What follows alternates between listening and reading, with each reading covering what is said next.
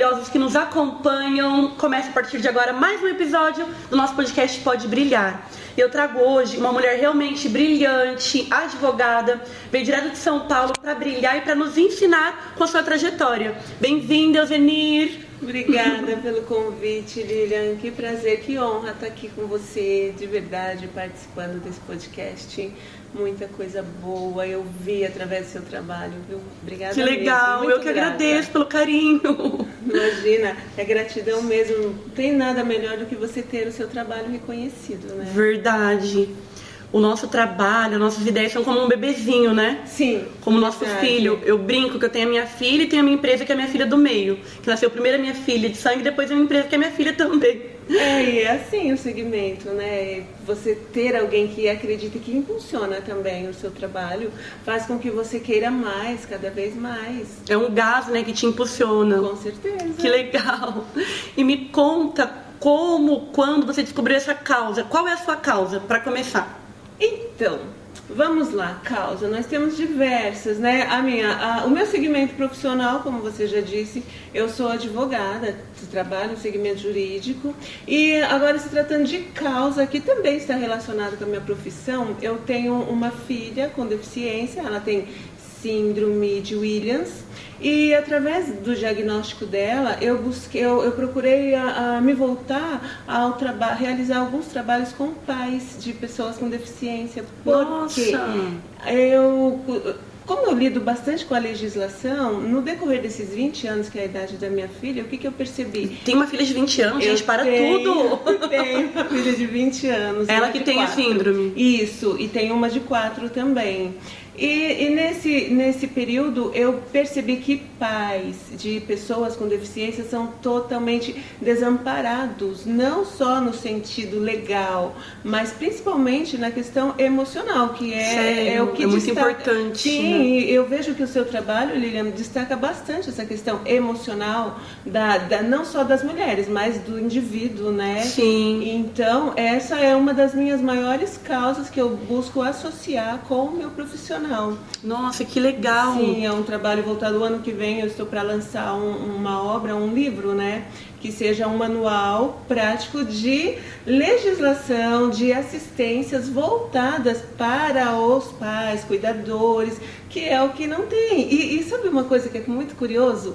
Eu passei a fazer esse estudo não só no Brasil, mas na Europa, na União Europeia. E eu cheguei à conclusão de que lá também não tem. Sério? Não tem essa assistência, porque mesmo que... Falta leis que incentivem ou falta conhecimento sobre as leis? Faltam as duas coisas, faltam legislação específica, porque a maioria delas que busca um acolhimento, ela sempre recai na pessoa com deficiência. Não que não seja necessário, obviamente que sim, só que o olhar para essas pessoas que cuidam, e eu digo isso porque eu passei por isso e mesmo não sendo carente de informação jurídica, mas às vezes você recebe um diagnóstico, você não sabe por qual caminho seguir. A maioria que eu vejo, o único caminho que eles conhecem relacionado a qualquer tipo de situação é o caminho do INSS. Nossa, gente, e super estressante, né? Aquela coisa... Não, é limitante. Eu digo extremamente limitante, que é o caminho do INSS que não leva muito além. Nossa, é muito precário mesmo. Muito falho, né? Muito lerdo. Falho, precário, o terceiro setor não alcança essas demandas. Então, com base nisso, eu busquei especializações também. Estou fazendo um mestrado de psicologia forense. Que legal! E uma outra especialização também em direito de negócios, porque também não adianta me engajar apenas em causas sociais, né? Porque Sim. eu tenho que conciliar isso com o meu profissional. Com certeza. Então, buscando isso, essas conexões, juntar a parte profissional jurídico com a parte neuronal, emocional, eu busquei especializações e cheguei aonde?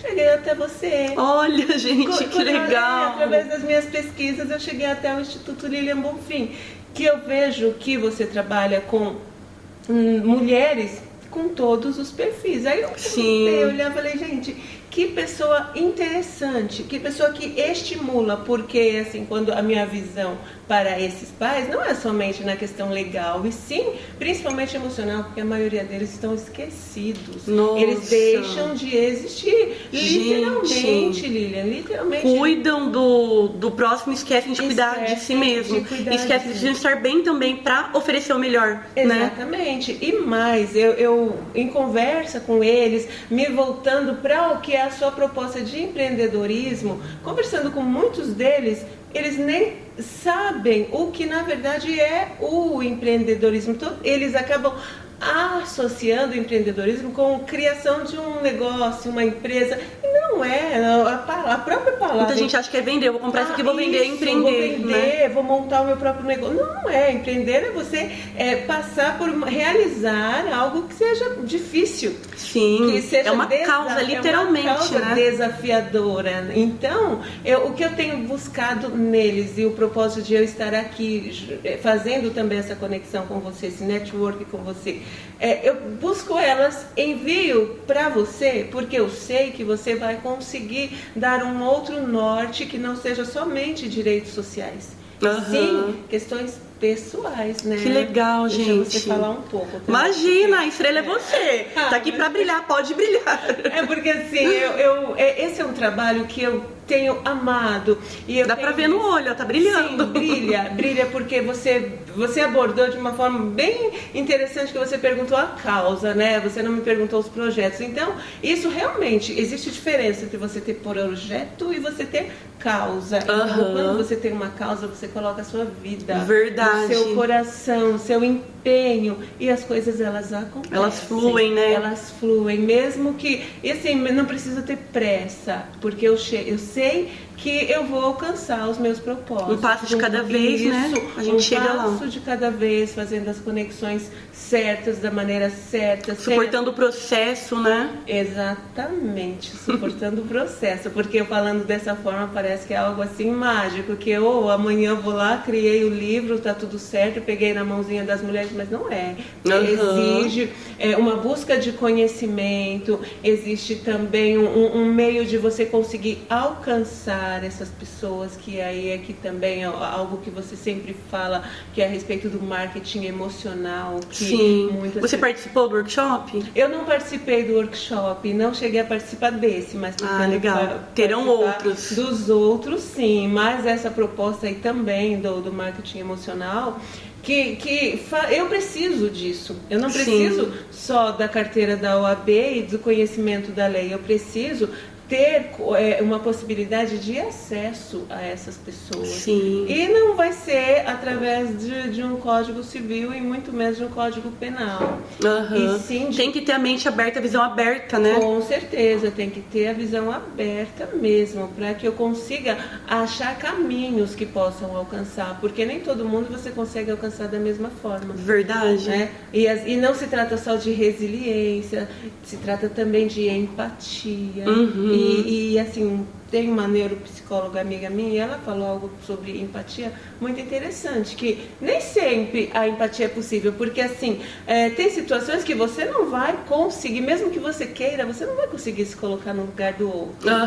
Então, se você não consegue se colocar no lugar dele, de que forma que você vai alcançá-lo? Verdade. Né? Então, são os caminhos que a gente tem que buscar para isso. Sim, e algo muito bacana que você comentou, que está estudando agora psicologia, né? Se especializando. Na verdade é mestrado em psicologia forense, não é... Qual é a diferença? É muito grande. Sim, a psicologia forense, ela é voltada para o direito, né? Então eu estudo criminologia, eu estudo mente de criminoso. Que interessante! Sim, porque eu atuo também no direito penal, né? Eu sou Você estuda o porquê aquele criminoso cometeu tal crime, que se passa na mente dele. É mais ou menos isso. Isso seria um trabalho realmente... Escreve um livro com base nisso, que interessante. Então, que curiosa. Sim, eu passo de cada vez. A psicologia forense, no meu caso, por exemplo, o que engloba tudo isso? Medicina legal, sociologia, psicologia, políticas públicas. Nossa! Então, quando se fala... Gente, é bem complexo, né? É bem complexo, porque é um estudo stricto sensu, né? Então, ou seja, seja, é um estudo delimitado mesmo, não só voltado para a mente humana, mas é um trabalho específico, é diferente, é uma atuação no sentido contrário ao que eu estou fazendo. Por exemplo, no tribunal, quando eu estou ali diante do criminoso, que eu conheço o crime que ele cometeu. Então, não é isso que a criminologia busca, que a psicologia forense busca, não é esse aspecto que já está ali tipificado na lei, e sim o que está por trás de tudo isso. Subconsciente. Sim, as causas sociológicas, várias questões que não que estão... interessante. Sim, que estão intrínsecas, né? Então, com base nisso, você não só consegue proporcionar uma defesa melhor quando você estiver diante de um júri, por exemplo. Se você tem esse conhecimento, você vai conhecer os dois lados, não só o lado do criminoso, não só as circunstâncias que fizeram com que ele chegasse a cometer um crime, mas também o outro lado, que é o lado do júri, dos jurados. A visão que eles têm. A visão que eles têm também. Então, isso vai te proporcionar uma melhor defesa. Olha. E aí, voltando para a minha causa. Estudando isso, eu terminei agora uma especialização em neurociência também, que era aquele assunto que nós estávamos conversando anteriormente, sobre a necessidade de você conhecer minimamente o funcionamento neuronal. E isso, o que me trouxe a estudar isso foi o trato com a minha filha, né, que é deficiente intelectual. E para eu conseguir entender ela, o universo dela, os amigos dela. Então tudo isso foi me conduzindo para esse universo maravilhoso. Só que eu falei, eu não posso sair e fugir da minha área profissional também. Sim, porque você conseguiu conciliar. Aí eu busquei uma forma de conciliar as duas coisas. Gente, que lindo. E você sabe que você foi preparada, escolhida para ser um anjo na vida dela, para auxiliá-la nessas limitações. Quando você entende o propósito, você foi abençoada e é uma pessoa que tem uma sensibilidade, né? Então, é lindo o seu papel. Eu tenho um trabalho no Instagram, uma página no Instagram que eu costumo promover lives com pessoas, com profissionais multidisciplinares, né? Fonoaudiólogo, psicólogo, toda essa rede para que eles tragam maiores informações e eu digo não só para pais e não, familiares não, eu digo de um modo geral para a sociedade. Sabe por quê? A sociedade não sabe lidar com esse grupo, com essa minoria, não sabe. Muitas vezes eles pensam saber e acaba acrescentando um capacitismo, ou seja, ai, coitadinho, uma super proteção, e quando na verdade não é isso que eles precisam, né? Então, é o que a gente sempre costuma discutir nessas lives, né? A questão de quando a gente menciona assim, nossa, você foi abençoado por ter um filho especial, o que você ouve a maioria das vezes, nossa, mas que pai é esse que me abençoou com uma criança com deficiência? Uma missão. Uma missão dessa, eu não queria isso. E por que eu fui? Então, hoje eu coloco isso de uma visão bastante diferenciada. Você acredita nisso?